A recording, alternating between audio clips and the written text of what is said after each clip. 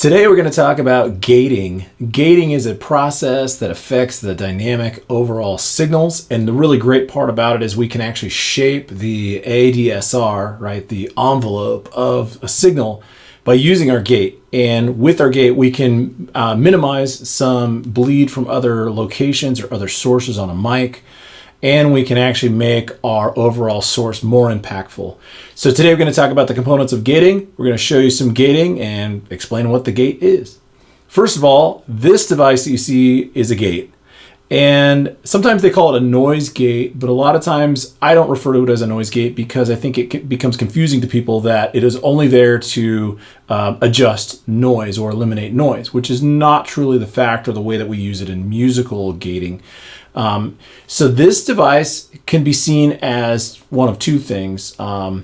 Either an auto mute function so that you don't have to chop up your audio files and only at certain times will your source be audible, or you can think of it as an auto dimming function that allows your source to dim. We can also use this as one third item that a lot of people are using in modern day use as what they call a ducker, which allows the automated gate to be attached to an external device. Like they use this for radio. They've been using it for radio for years, where like if you have music playing and then someone comes on with a microphone, the microphone will actually tell the music to turn down low enough for you actually to audibly hear the microphone, and then the music will pop back up once the source on the mic is done. That's done at like grocery stores and things like that as well. So the gate can actually be switched and used to a ducker through the use of a sidechain. So the things that we're going to focus on though immediately right now today are looking at how we would use the gate, what the controls are, why we would use the gate, and great case examples of using gating. First of all, gating is definitely best applied to sound sources that have other realms that allow the gate to not be so noticeable in most cases. And so a great example would be drums. So a lot of times we're using gating a lot in drums. But we can use gates for a lot of other reasons that are out there. The only downside to using a gate is it's an automated static form that sometimes if there's too many complex elements going on, may either need the sidechain as a trigger, some sort of alternate trigger, or actual written automation. So like sometimes automation's needed to be able to make it do its job more appropriately. But in most cases, if we set it up, we can really forget about it. Once we set it, we just get it set in correctly. But a lot of times it's best used in combination with compression and EQ, because if we feed the gate anything and we change it, like the EQ parameters or compression, those values actually change how the gate reacts. And so a lot of times what we want to do is gate first and then do everything else after. So I'm going to show you a couple of case examples, but first let's talk about some gating controls and again what the parameters do. So let's just pretend that back in the day, before a gate was ever built, that in order to have certain sounds be turned on or brought up, someone manually had to either fade them up or unmute and mute them at times when they were needed. And it's really cool because like if you've ever had that experience, I had a console, an older analog console, where like in my mixes I had to like physically mute and unmute or fade, and do that kind of parameter. But a lot of people have never had that experience if you've done all of your stuff in the box. So because we do it now through automation. But if you imagine then like the need for the gate on multiple channels makes it a little too much to have to keep track of. So our gate allows us to set parameters that essentially automatically adhere to what's going on with the audio, and therefore can unmute or mute or turn up, turn down our source signal, and then they change the ADSR based upon the attack speed, the release speed, and the hold, and that allows a lot of variables to be shifted in what the output waveform looks like. So let's talk about those controls.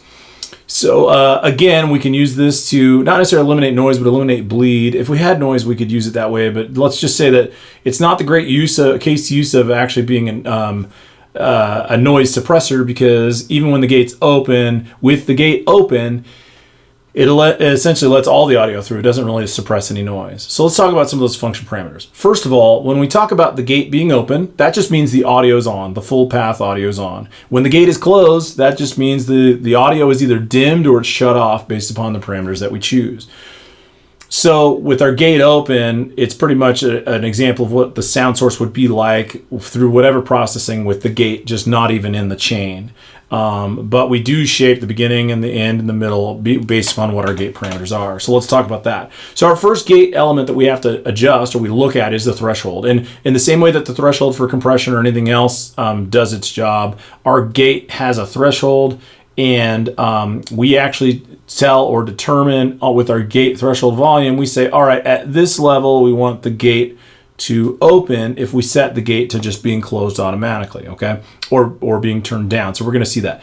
Secondly, there is typically either a range or a ratio function that allow us to determine at how much we're actually going to be turning down the overall volume of the gate. Is it all the way off? Is it just a little bit?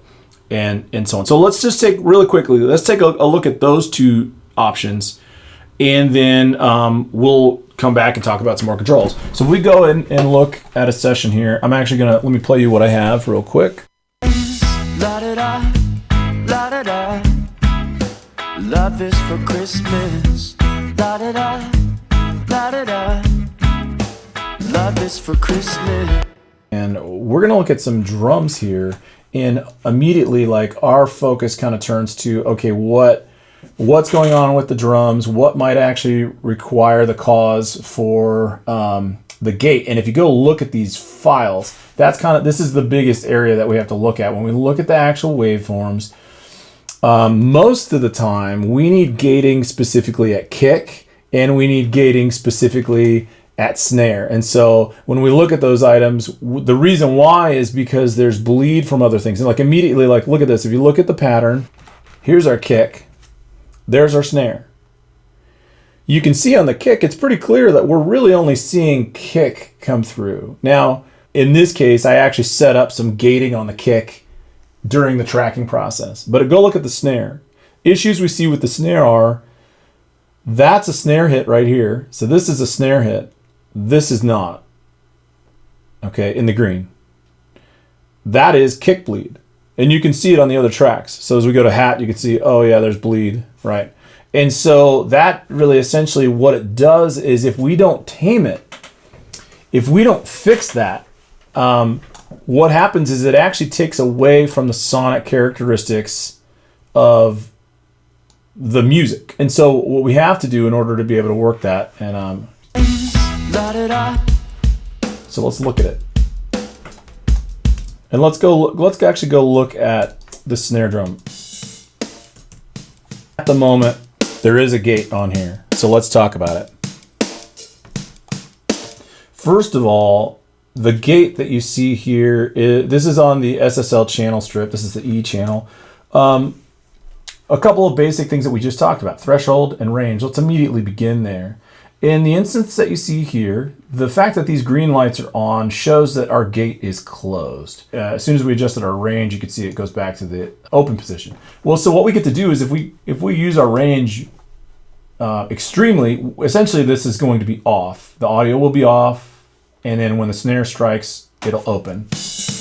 Now we have to set the threshold at what level. So notice, right now we're still hearing bleed from the hats. Sharper we go with this, the less we hear. Right? Then it gets a little too short.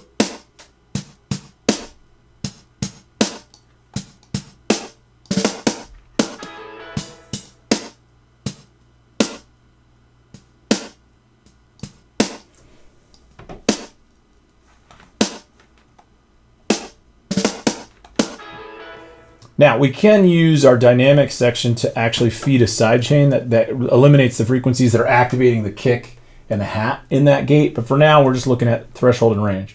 Okay, so that's our example of it being all the way off.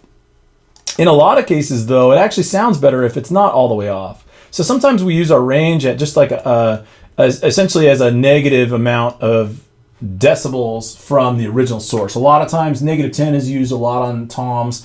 -10 is used a lot as a great go-to for a lot of other issues that you may have. So let's take a look at snare in this range instead of using it as a full off. So you still hear the bleed What's different is we actually get a dimming of the rest of the source signals instead of having it be all the way off. A little more natural of a process when we use it this way. Let's go ahead and talk about attack and release and how they work, and then the additional element of hold. So in the use of the gate, imagining that the gate is closed, the attack is how long it takes to open. Okay, so the attack will be how long it takes to open. The release will be how long it takes to go back to closing. These are both triggered by the breach of the threshold. So once that threshold's set, whenever the volume passes it, our attack time, the timer is triggered, so the clock is running for whatever attack time speed we have to go to open. So, and it does it naturally, like it doesn't just click it on all the way, it fades it up essentially, so it sounds a little more natural. On the release side, it's bringing it down. So once the audio comes back below the threshold, it's bringing it down and essentially closing the gate or turning it down. So essentially that's what's happening with the attack and the release. Because that's a little awkward at times, meaning like that up, down, almost at times with like transients like this, in a single strike, it both breaches and it comes back down. Then what happens with the gate is it literally does this. It goes up, comes back down.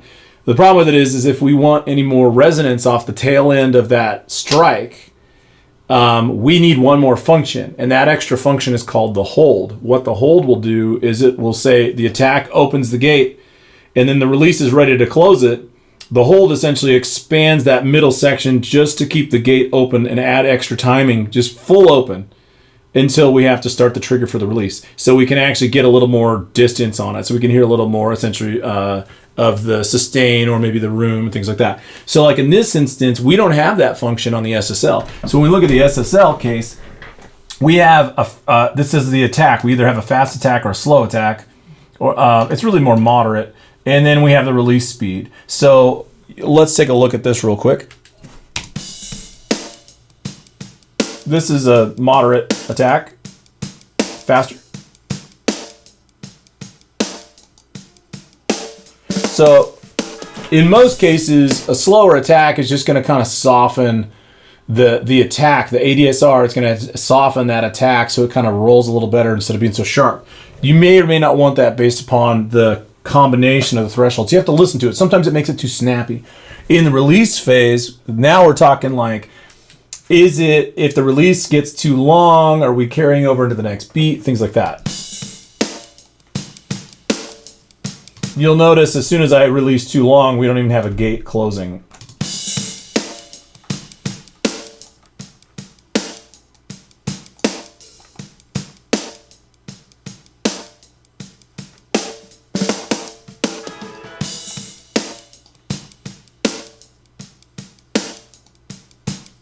So we find that nice combination.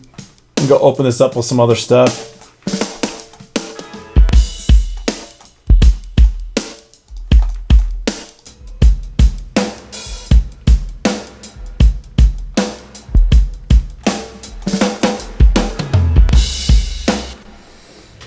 Now that brings us to our last element here. And actually, I'll go back and show you the hold. But what I'm going to do is I'm going to bring in a different, actually let's reset. I'm going to bring in a different gate so I can show you a different gate function. So let me bypass this original one there. So what we're going to do now is I'm going to show you how the sidechain filter, we can actually use a sidechain filter. In this instance, it's not going to be an external trigger.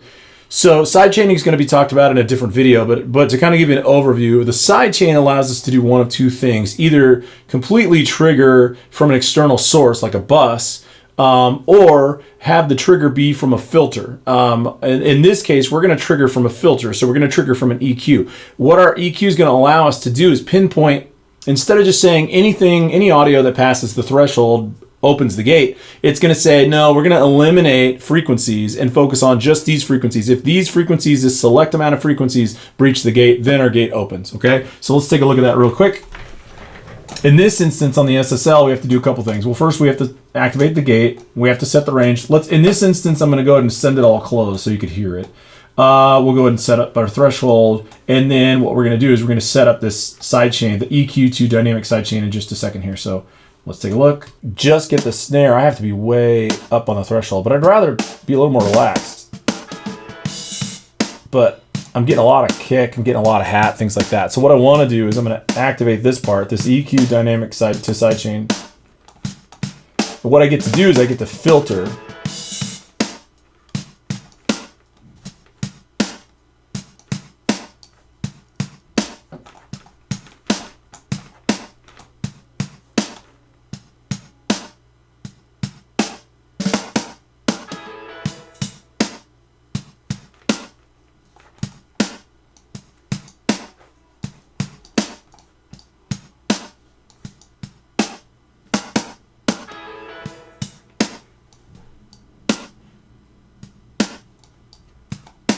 Well, there's so much energy there that even though I rolled off at 350, I still need something higher. Let's go to 500. And let's go focus our snare energy about where that snare resounding is going to be at about 8K, or not 8K, 800.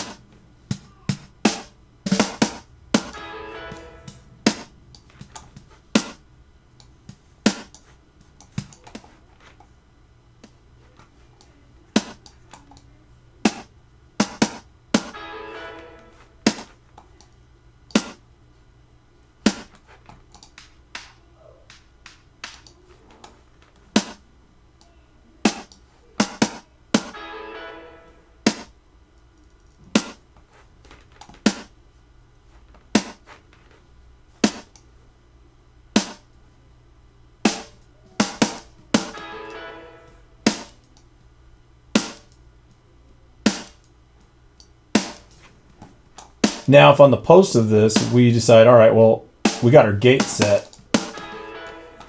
Now we want to get our graph back, right? We can go back in and drop.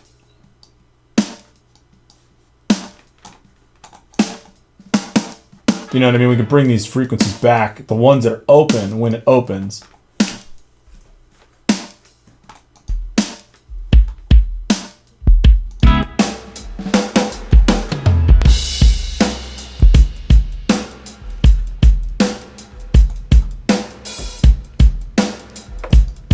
So going back to look at this, so what essentially had to happen in order to make this fly is, you know, heavy filtering, really pulling out a bunch of frequencies here in order to make that only activate with the gate as a sidechain.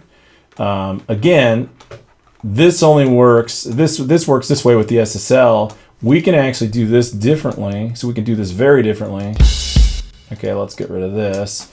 In the stock version of Pro Tools plugins and in a lot of other gate plugins that exist, you know, you have this sidechain option and you can actually run a bus input to be the trigger. So like if you wanted to set up a MIDI downbeat, that's going to be the activator, or if you wanted to set up, if you literally just wanted to clap it, you could do it that way. But there you also have your filters. In this one, this case also has, so we have our range of how much our volume is, and we have this ratio, which is the slope of how fast we're really attacking it. And then there's our attack and release speeds, but then we also get the hold. We didn't have the hold on the other one, so let's take a listen. Let's say we range all the way down for now, just...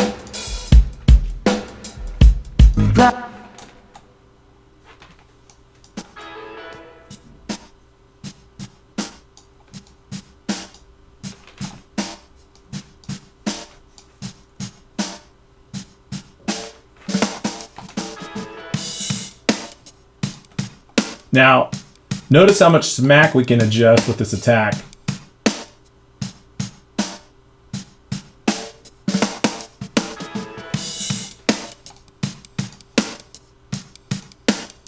And if we need it longer,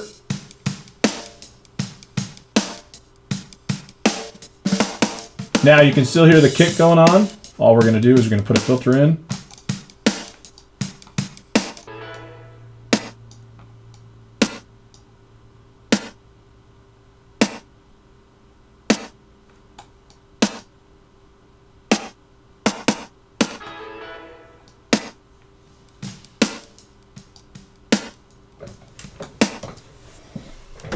Well, so that's what we're looking at when we talk about the gate. a lot of times we can use it in this kind of way. Another thing we can also do with the gate that's kind of nice in terms of sidechaining is if we wanted to like extract more tones from the room, with the drums, a room mic's a great option, so we can actually set it on the rooms and tell the rooms to be turned down essentially or dimmed by setting the range at a normal everything, and then use the snare trigger to activate when the room's open more to full. So let's take a look at that real quick.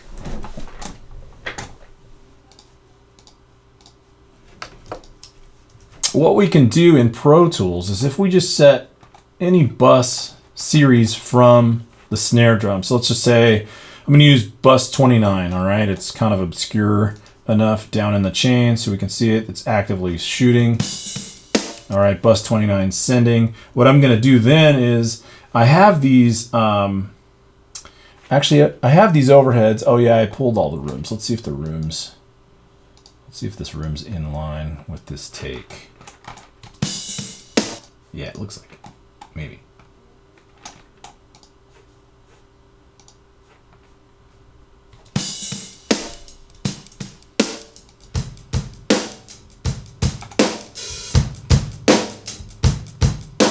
All right, there's a great example. So what I'm going to do with this is now in this instance, I would love to use like the SSL, things like that, but this EQ7 band, I'm sorry, not the EQ7 band, the Dyne 3 gate is exactly the best way to get there because it's just super easy.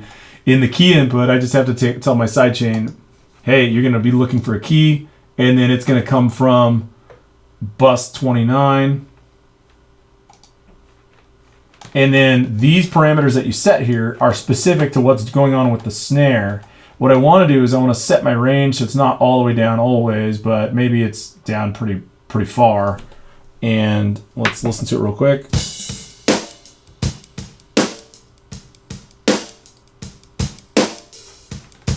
Again, we can set the filter.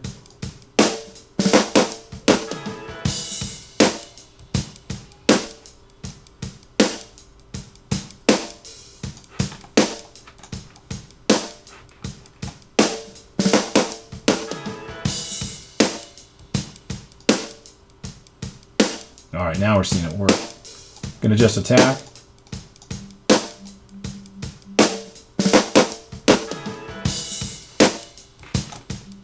Now again, this was in our room, this is what it was before.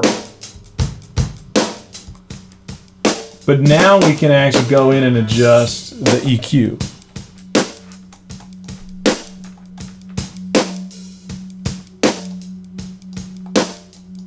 Like, let's just say we want this to just be like this killer snare room tone, right? Get more down in the lows. Could wash out a lot of that.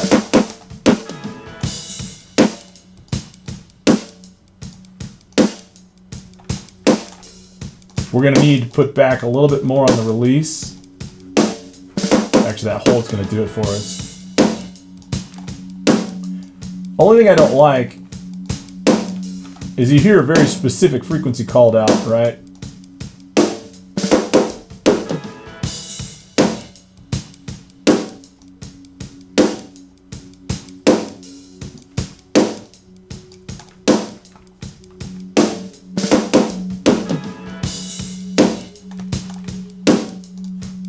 And I just want to adjust that just a touch. We might even want to adjust the range.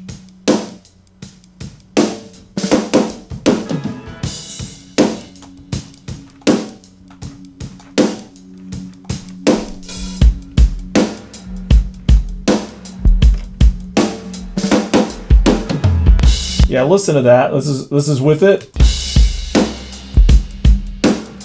and without.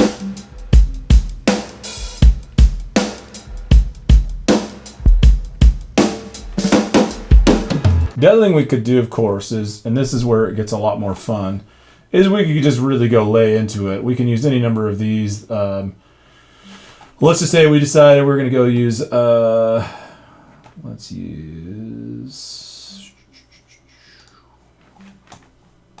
go bring in 1176 into play.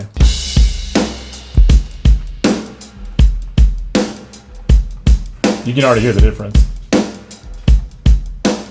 Go cream it.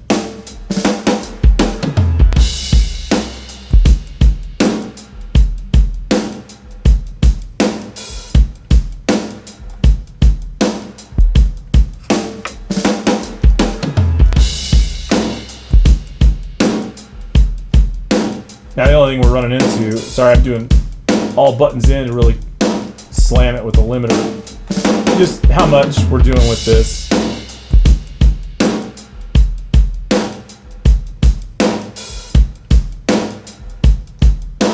Find that right frequency. And then let's just set that level, you know. And you know, maybe it's just that, you know, maybe it's something where we automate it, like at the chorus, we want to open that up, and then at the verse, we just choke it back down.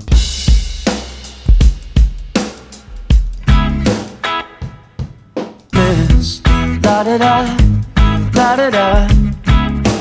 Love is for Christmas. But you can see, La-da-da, la-da-da.